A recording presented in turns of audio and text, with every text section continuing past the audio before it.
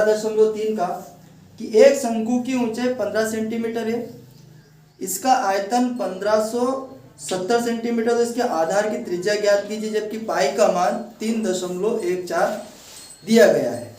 अब अपने को क्या करना है कि इसमें जो चीजें दी गई है अपने को निकालना है आधार की त्रिज्या। क्या निकालना अपने को? आधार की त्रिज्या निकालना है। आधार की त्रिज्या निकालना है, उस शंकु का आयतन दिया गया है तो निकाल लेंगे भैया। शंकु तो अपन जानते हैं इस टाइप का जो होता है ये शंकु होता है ना, और इसकी ये आधार, ये आपकी तिर्यक ऊंचाई हो गई सर, और ये यहाँ से यहाँ तक की जो लंबाई होती है ये आपकी ऊंचाई हो जाएगी, और ये यहाँ से यहाँ तक की आधार की त्रिज्या हो जाएगी, और ये एल हो जाएगी। अब अपने को जो शंकु का आयतन दिया गया है तो शंकु का आयतन का सूत्र होता है 1/3 पाई आर वर्ग एच।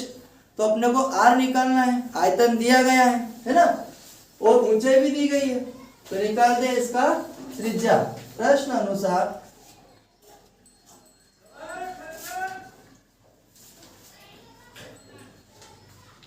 शंकु का आयतन, शंकु का आयतन है आपके पास 1570, और शंकु के आयतन का जो सूत्र होता है वो 1/3 पाई आर वर्ग और h बराबर 1570। भैया h की वैल्यू त्रिज्या निकालनी है अपने को, और h की वैल्यू तो दी गई है, अपने को तिर्यक ऊंचाई की जरूरत है ही नहीं, है ना, इसको अपन निकालेंगे ही नहीं। 1/3, अच्छा पाई की वैल्यू दशमलव दी गई अपने को 3.14, पाई की वैल्यू वो वाली रखेंगे आप 3.14। त्रिज्या का मान निकालना है, त्रिज्या को ऐसा ही लेने दो। h आपके पास में है 1500 बराबर 1570। अब त्रिज्या निकालनी तो त्रिज्या को इधर ही लेने दो, त्रिज्या को यही लेने दो, बराबर 1570 गुणित ये 3 का, इन सब का क्या होगा क्रॉस गुणा होगा, है ना, 3 का चला जाएगा ऊपर, बटे ये 3.14 नीचे आ जाएगा, और 15 भी आ जाएगा आपका नीचे। अब यहां से काटापीटी कर सकते हैं अपन, काटेंगे तो कट जाएंगे, 3 से डिवाइड करते, 3 से डिवाइड करते हैं अपन।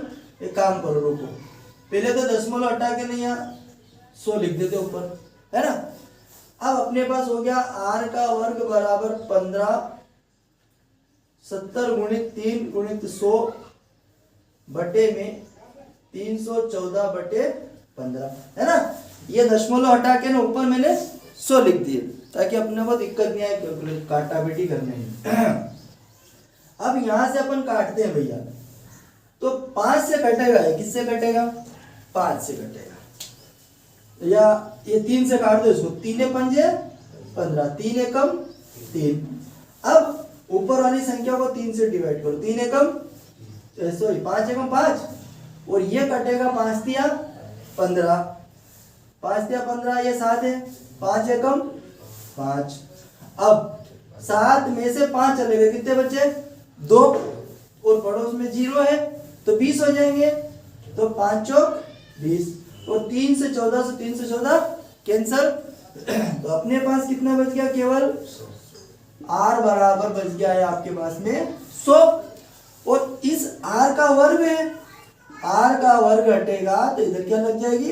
करनी, और करनी में वर्गमूल निकलेगा, और 100 का वर्गमूल होता है 10 होता है, ठीक है। r बराबर आपके पास कितना आ गया? 10, यानी कि त्रिज्या कितनी आ गई? 10 सेंटीमीटर। तो अपने को निकालना भी यही था, आधार की त्रिज्या। अतः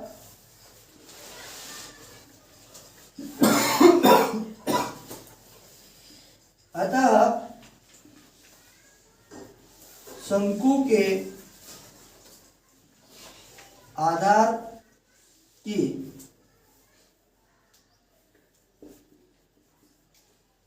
त्रिज्या 10 सेंटीमीटर होगी। क्लियर हो गई बात? कोई दिक्कत? ठीक है, इसको उतारिए।